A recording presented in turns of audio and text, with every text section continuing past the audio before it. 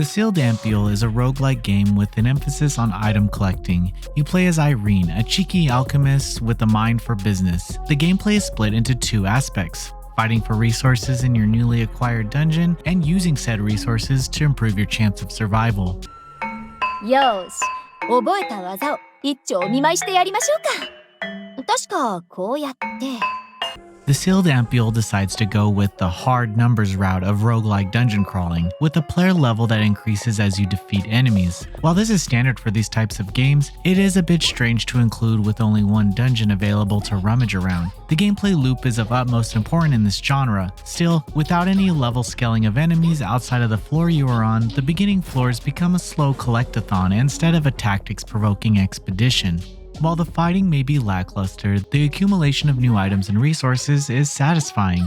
You can obtain items that restore your health and MP for further exploration, but most importantly, you can find new elements. These are items used to create other items, increase your own fighting potential, or invest back into your dungeon to increase element production. The farming aspects of the Sealed Ampoule largely replaces the addicting power scaling of your player character. Rather than simply gaining more powers, you'll be asked to fight certain enemies and decide which element you would like to farm. The addition of these mechanics is at an acceptable pace to prevent the often dull early game blues of the roguelike genre from setting in.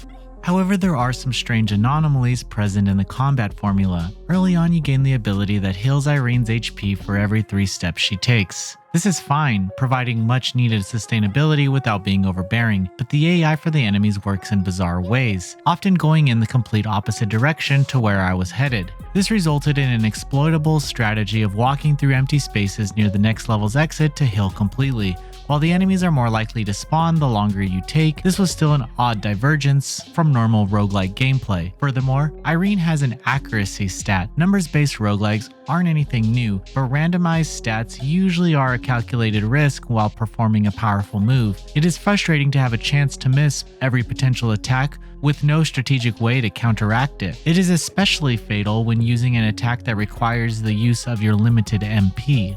The graphics are a highlight of the Sealed Ampoule, with a dazzling circus aesthetic. The deep reds and blues paired with the starry pattern pervade even the shading of the characters and gave the dungeon a sense of motion. The enemy designs aren't spectacular, but they are distinct enough to where it's easy to understand which ones are stronger than others. If an enemy was candy corn shaped, you could potentially take it down with one shot. Conversely, a bubbly mass may take you a few MP powered attacks, as well as dish out staggering damage itself. On that note, the UI was often confusing and hindering. The aforementioned aesthetic sometimes made it difficult to know which option I was selecting when given a choice. The in-dungeon map can be temporarily hidden, but will not stay that way unless you hold a button. This took up a lot of screen real estate and unfortunately was quite distracting, and I didn't need it.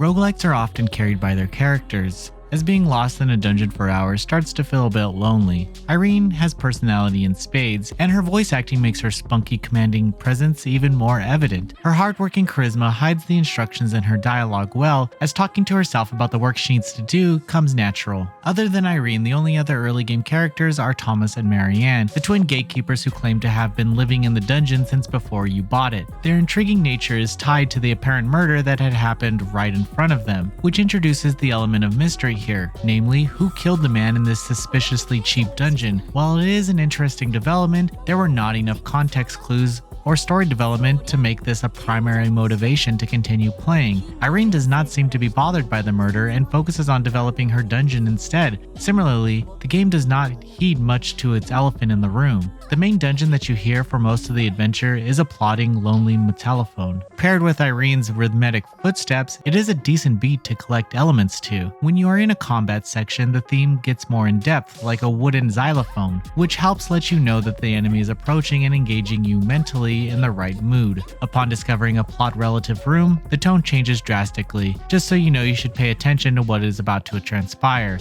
The variety is enough to lull the player from drowning out the playlist.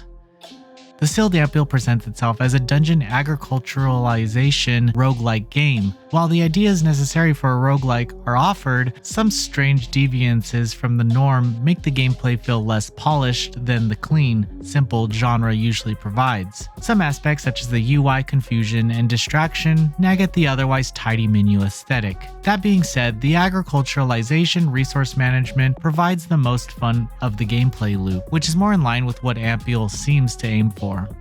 Noisy Pixel is giving the sealed Ampoule a 6 out of 10. Thank you for watching. Please read the full review at noisypixel.net. Noisy Pixel is run by a group of gamers who work hard to deliver news, reviews, previews, and more. Please subscribe to keep up with all our future content.